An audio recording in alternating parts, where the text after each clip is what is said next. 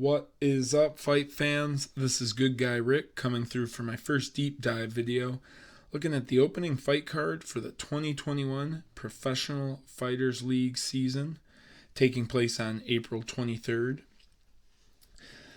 The Professional Fighters League is coming back after a one-year hiatus. Obviously, due to the pandemic, they were unable to pull off the 2020 season, but we're able to secure some fighters and provide them with a stipend to keep them on board, as well as offer some the ability to fight. Not sure how that worked out, but I know at least a couple fighters were able to get fights, being that they were in foreign countries. Though coming back with the same weight divisions as last time, so we got featherweight, lightweight, welterweight, light heavyweight, heavyweight, and then women's lightweight. But as I mentioned, this video is taking a look at the weight classes involved in that first fight card on Friday, April 23rd. And that will be the stacked featherweight and lightweight divisions. So like the video and let's get into it. These are the only two divisions in the PFL that have held the same champion for the previous two seasons that were held. The 2018 and the 2019 season was won by former World Series of Fighting champion Lance Palmer in the featherweight division, and then newcomer to the fold Nathan Schulte, who he might have had one fight in the WSOF. Pulling that up right now to see. He did, and it was a loss to Islam Mamedov. It's very interesting enough. So, he did have that debut fight in the organization as they were coming to a close in the year 2017. So, talk about a promotional newcomer losing his first match, and he hasn't lost a PFL fight since. He's had the draw to Johnny Case and close split decision to Chris Wade, but he had a unanimous decision over Chris Wade too. But in one of their tournament fights, it was very close, which ultimately sent Nathan Schulte to his first championship there. So, these two divisions have experienced the most dominance. They've only had one champion in both featherweight and lightweight, as I mentioned. So, that's very interesting when it comes to these, to add to it that they are the deepest and, offer the highest, overall skill level of fighters, I'd say. So we're going to look at the featherweight division first. Obviously we got to put Lance Palmer, at the top, two-time champion. He's coming right back. Then we got Brandon Lochnin, who a lot of people remember from that Dana White's Tuesday Night Contender Series, where he went to war with another highly ranked guy. I think it was Bill Algeo, I kind of want to say. I can't remember off the top of my head. It was Bill Algeo, who's now in the UFC, oddly enough. So, he got a big win over him, but Dana White, with 15 seconds left, he scored a big takedown, as opposed to Dana White said, just letting caution go to the wind and going for the knockout. So that was disheartening for him, and I ultimately led him to signing with the PFL. He had a couple featured fights in their last season, but he was not a part of the featherweight division. But they got him busy with a couple fights just to show who they're adding to the roster this season. He was also one who was most vocal about having to wait a whole year and not being able to compete. So hopefully he was taken care of with those stipends that they talked about. And, ready to go for that $1 million here. Then we have Shaman Morice, who's a former blue-chip prospect from the UFC.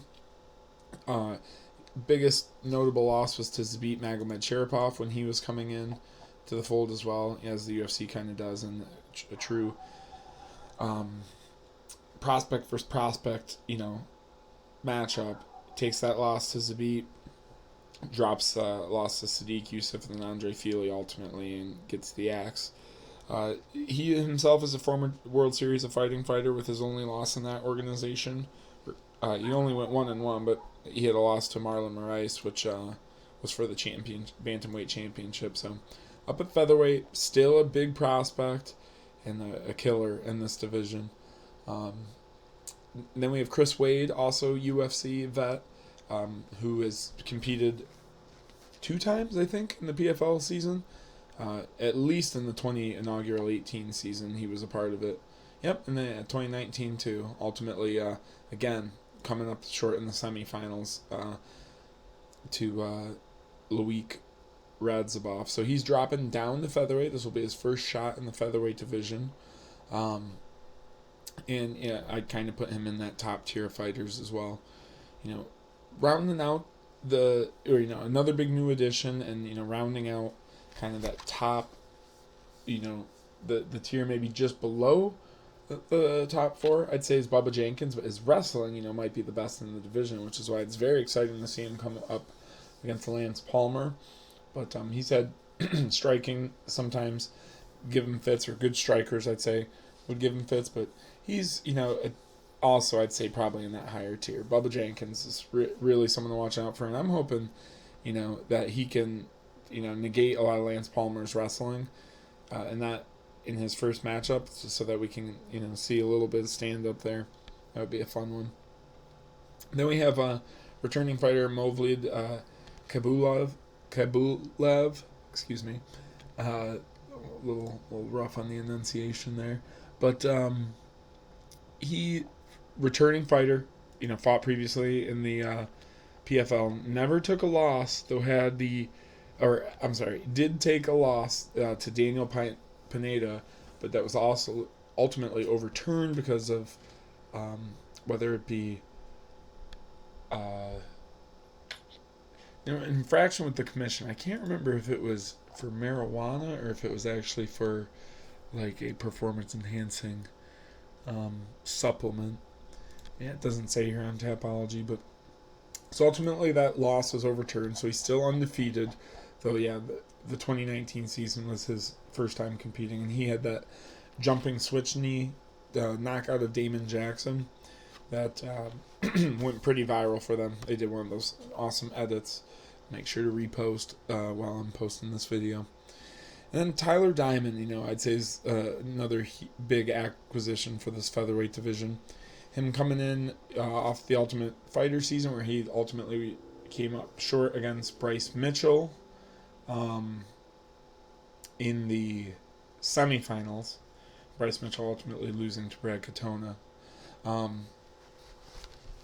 Someone to keep an eye on, young guy. I think he was an Ohio State wrestler, like Lance Palmer, actually, oddly enough.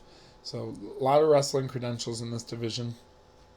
And then we get into the new comers here: Song Bin-jo, Lovar Stonyanovich, and Anthony Dizzy.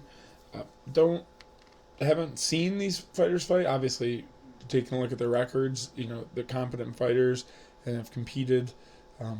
Worldwide, they're ranked here on Tapology in the worldwide rankings. So they've had good opposition. Though I think for some of them, Anthony Dizzy and maybe Bin-jo as well. It could be a little bit of a rough learning curve in their first fight. Though we shall see. Obviously, it's a fist fight. A lot can happen. And then, Lovar Stonyanovich was a short-term replacement for Jason Suarez, who had to pull out. He fought in Dana White's Tuesday Night Contender Series, got finished by Tan Lee.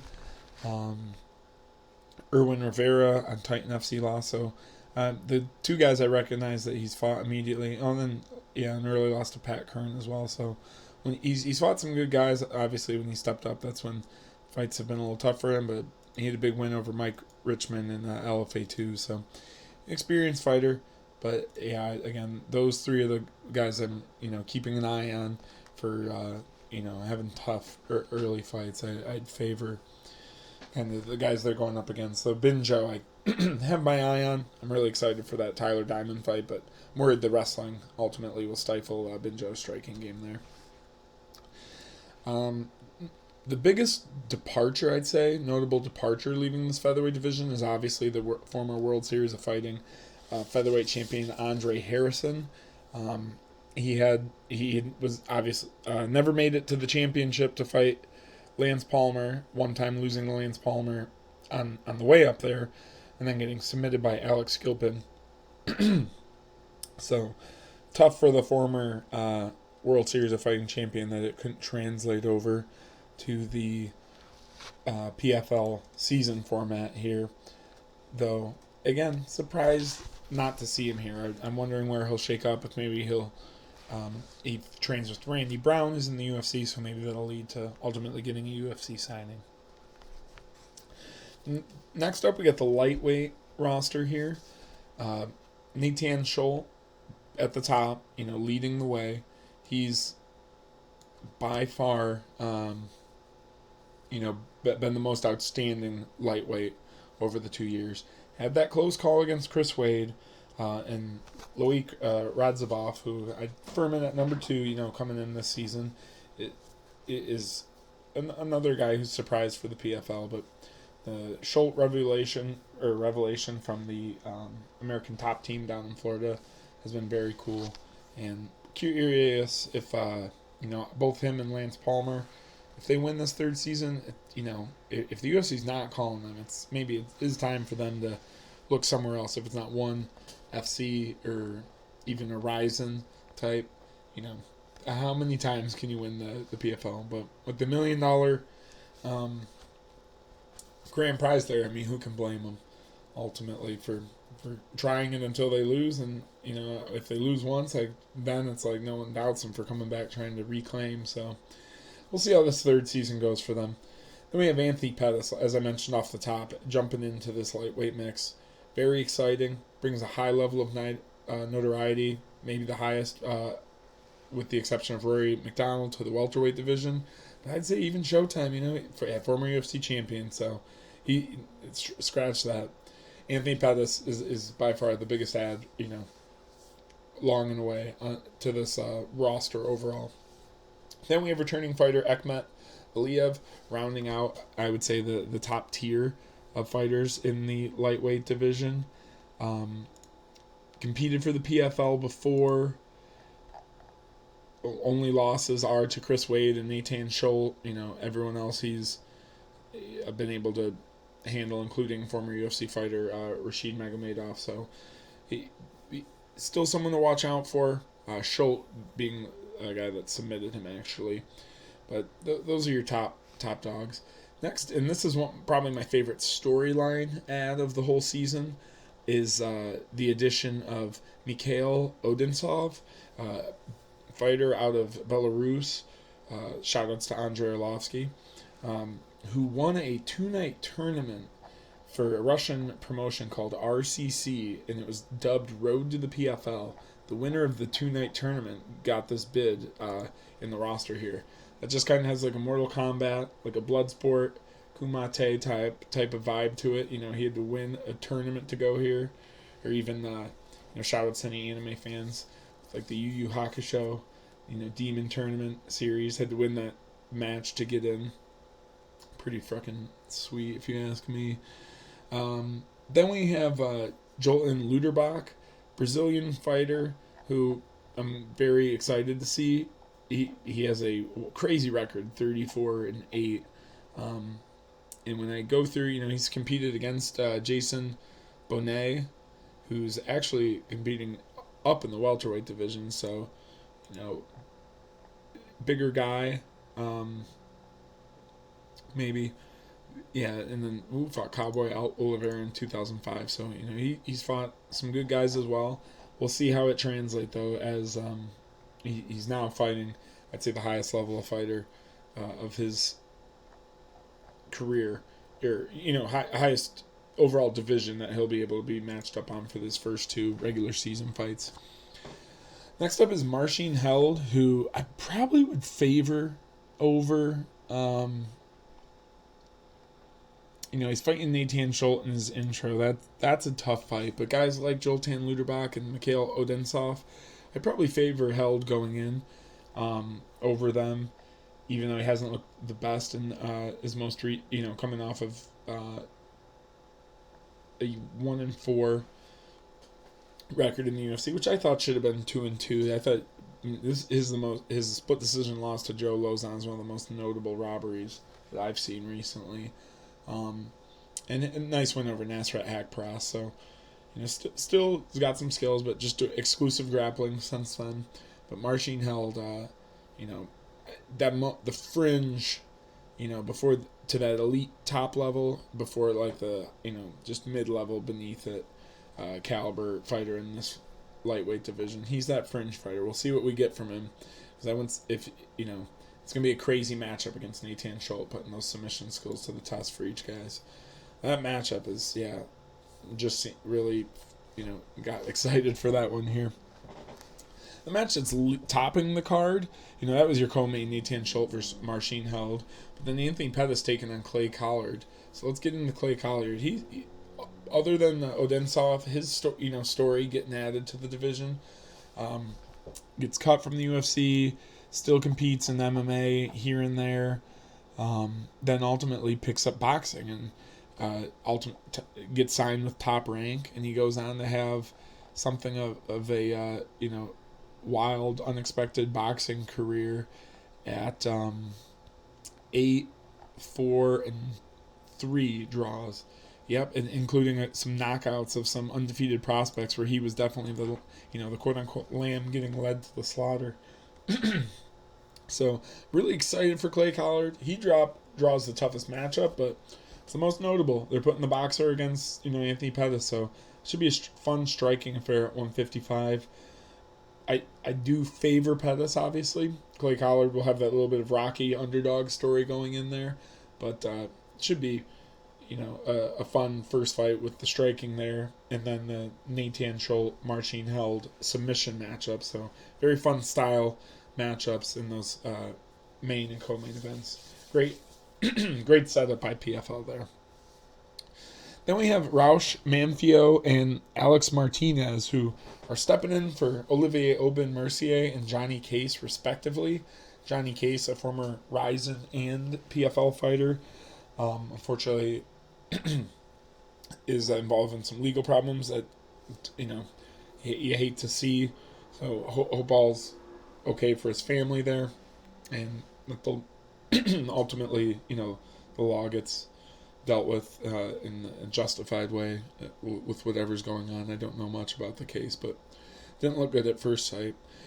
And then Olivier Ober Mercier, who the Montreal gangster, I was really excited to see him compete in this division, coming off of his long-term run in the UFC, only losing to some of the best guys there. So that stings for him, but we'll see if he can get back to it in the 2022 season. So back to Raush Manfio. Kind of, as I mentioned with the featherweight division, how we had that final tier of guys getting added. I'm a little nervous for both Alex Martinez and where is he here?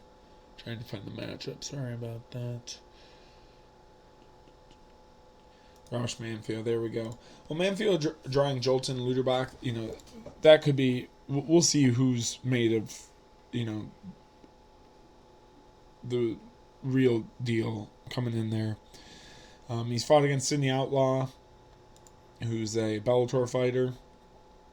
So, Raush has, fought some recent high-level opposition. Matt Frivola in the UFC.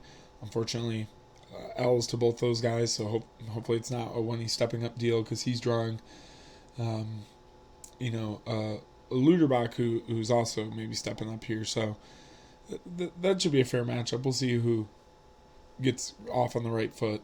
Then Alex Martinez, coming off of Icon Fighting Federation, who just had a fight card headlined by Brock Weaver. So top level independent fight card, and then he did fight in Brave CF. So that's, I'll take back what I said on him. And wow, yeah, only 7-0, but he had a long amateur career at 15-4. Normally don't see him that long, so that's interesting. But we'll see what Alex Martinez has to offer. He's the guy I'm really worried about, because he drew. But when I say worried, I obviously just mean for his chances at scoring points in his first fight because he draws Loic Radzhabov, and even if he is a skilled fighter, Radzhabov is hard to finish. So if Martinez can get the W, he's only looking at 3 points because I'd say Radzhabov could take him the distance there fairly easily. And then you get three. So the winner gets 3 points, and then in the fashion you win your fight, if you submit him or finish the fight, TKO, knockout, in the first, second, and third round, you get 3 points, 2 points, and 1 point respectively. So a third round finish is 4 points in the overall leaderboard versus the highest points you can earn in one fight at 6. I believe if you miss weight, that can ruin your chances at getting points. So, weight cutting is obviously super important here because then you're just competing for, ultimately not to give somebody else points and, keep their score down for yourself. So, very interesting concept, the PFL season format. It would be kind of silly to think that there won't be some changes to the roster. They usually have to sneak in some backups. And also, it could be changes whereas someone can't compete going into the season or the actual bracket once they take 4 fighters from the 4 highest ranked fighters after the 2 regular season fights based off their point total. Sometimes guys are too injured to compete, so that's where you got to watch for substitutions at the end.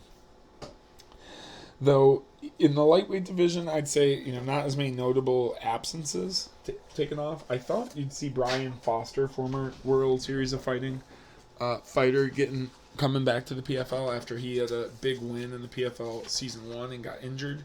Never was able to come back and compete again. And then Ramsey Najam was also someone that I thought we'd see, former UFC fighter, tough contestant, but understandable them trying to shake up the divisions, obviously, especially where you've had the dominant champion, so you can't let it get too stale there.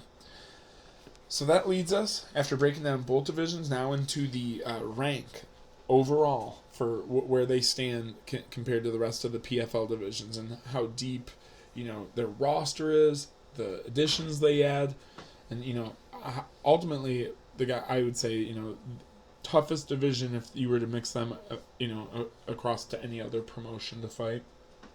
Featherweight, I think it's not a surprise here that this is overall the best division and with the best roster in the PFL. So good to see them going first and having a lot of fun matchups here on the first card. Brendan Lochnin versus Shaman Morice probably being the one I got my eye on the most. And we already touched on Lance Palmer versus Bubba Jenkins. So very excited to see those two. And then, the dark horse, I would say Tyler Diamond versus Sung Bin Jo. 3 biggest fights. Those first 2 I mentioned, most exciting. But, got to give the number 1 overall rank to the featherweight division here. Then we have the lightweight, which I'm going to give the number 3 ranking for the PFL division. It's a close one for 2 and 3, but ultimately I have to put lightweight at 3. Nathan Schultz gives a lot of power to the rankings here, and then Radzhabov coming in as the runner-up too. I'm excited to see that. Anthony Pettis, huge addition, as well as Marsheen Held, Clay Collard. And I think Mikhail Odensov, like I said, very cool addition, but it not as studded as the new guys we see coming into the featherweight division, as well as Chris Wade dropping down to featherweight makes that really exciting too. So Chris Wade was at lightweight, that would actually help their rankings here overall. Lightweight, we got to give number 3 though. Really impressed with what we're seeing here, and obviously with some of the guys that are a little less heralded, hoping to see something cool from them in their debut and maybe shock the system here and shake up the 2 divisions that have had the 2-time repeating champions. Well, really appreciate you listening to my PFL 2021 fight card number 1 breakdown, as well as the roster preview for featherweight and lightweight. Follow me on Twitter at Good Guy Ric, RIC.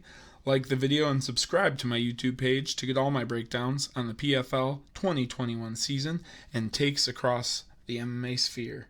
Be good to yourself and enjoy the face punching.